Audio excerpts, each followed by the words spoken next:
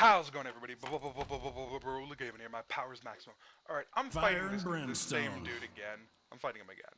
The reason why is he wanted to do a friendly rematch. And I thought, you know what? Let me do a rematch. You know what I mean? Whatever. Have some fun here. And just, you know, talk about some Spawn. Alright. So, now, I'm going to tell you something right now. Keep on keeping on. Spawn is probably one of the most badass characters in comics. Outside of, like, I guess, I don't know if you want to consider certain mangas comics, but there's a manga character who's super badass from a series called Bastard. That motherfucker is overpowered as shit. Like, you think Spawn is overpowered, which you might at the end of this, you don't know nothing, man. Bastard is way too fucking overpowered. He has like 1,000 different, like, his whole thing is like, even if you can, you have to be able to, like, even Beerus probably couldn't actually beat him. Maybe he could. Because you have like he has like 1,000 different shields over his whole body. Over his whole body. One of them is like just spiritual. Like, you have to kill the spiritual shield. And even if you're able to just obliterate him, like you break through all of his shields, you just kill every part of it. Like nothing is left. It's over. What are you gonna do? Oh no. He still is like fucking Wolverine gonna regenerate and just be like, yeah. Yeah. Slice. But he's just gonna come back. For like a single drop of blood, single cell, like cell, he's gonna come back. Anyway, Spawn is really badass. Like, he fights gods constantly. But he actually fought he fought God and Satan. But it's kind of hard to explain because, like, for example, he got his powers from a guy called Malboja, who's basically a giant version of the Violator. They're the Flebics. Anyway. Yeah, so that's totally unsafe. He doesn't block us. I don't give a fuck. Alright, damn. Alright, I'm gonna be able to do it here. Okay,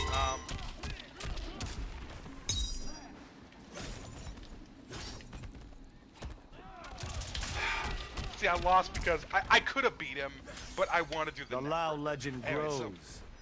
Anyway, yeah, so Malboja. But there's 9 spheres of hell. I'm talking about the 9 spheres of hell. It's more like, they don't really explain it well. It's more like 9 regions. That'd be a better way to put it, because there's 9 separate spaces in separate areas in hell, in the Spawn universe, and all of them have their own individual gods. Think the Chaos gods from Warhammer, except instead of being 4 of them, there's 9 of them. And if I remember right, Malboja's like the strongest one. He's the strongest one. That will catch me every time. Okay, I can still kill you though. Finish him. He knew what I was going for. Good shit, good shit. We'll do another friendly rematch. Oh, you wanted to kill me? Okay, cool. Anyway, I'm gonna do 2 fights in this because that's what I'm gonna try to do if I don't fuck up. Anyway, so, or if they don't leave. So basically. Fatality. If we're gonna be real about this, Kung Lao wins. the 9 spheres of hell, all of them contain different gods, different demons. Malboja's like the strongest one, different hell lords, so on. Spawn killed him, but here's the thing: there's like all these regions of hell, and then there's Satan, and he's totally separate from that. Like, he can go to that region, he's kind of from that region, but Satan is more like, the way they describe it when Spawn kills Satan is it's like, apparently like there's a whole god, like a god above God, who actually created God and Satan to run Earth, and like, both of them were supposed to kind of see, and this is how I interpreted it. Both of them were kind of supposed to see humans as either good or evil, but they were both also supposed to basically treat them fairly. Like, Satan wasn't supposed, like, the whole concept of deals with the devil wasn't, like, supposed to be a thing. Anyway, yeah. See, I'm gonna get screwed over here because I don't know what to do here against this guy. If I really focus on it a little harder, it probably win. Whatever. It's not for rank points, so whatever. Okay.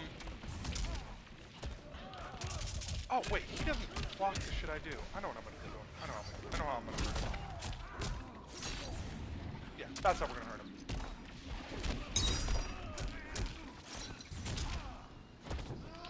Anyway, so yeah, no, but Spawn's like just a pure badass.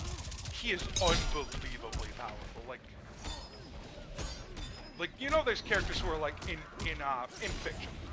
Characters who are described as strong for the sake of being strong. Like they're strong, but they're just strong because they're strong. Like there's no reason based on their power set for them to be as strong as they are, but they just are. Like if you want to put Spawn's powers into the perfect perspective. Finish him. I died again. His powers are basically he has the cape that he has the cape. That's basically his powers. Is the cape. It's just the cape allows him to do a bunch of shit. The cape is sentient constellation. The cape gives him the ability to absorb demonic energy, which gives him his demonic powers, like shooting energy blasts or creating weapons. It allows him to regenerate. It basically all of his powers essentially come from becoming a Hellspawn, and part of being a Hellspawn is getting that cape. Like, I guess saying all his powers are from the cape is wrong. But from what I've gathered, the cape really heavily amplifies his powers. Like, it makes everything he's trying to do more difficult. For example, he was able to. There was a character called Billy Kincaid who became a Spawn after Spawn killed him. He was like a monster. Like I'm just fucking.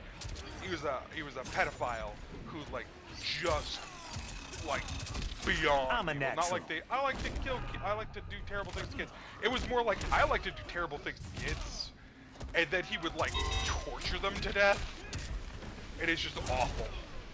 Like, it was just the most terrible shit you can imagine. These throws are killing me. Anyway, but I'm the best of the White if Lotus. you watch the show, he actually makes it a lot less Fight. violent in terms of how Billy Kincaid treated the children. Just an example of what he did in the show, which was something he did in the book as well, in the comic as well, was he straight up just,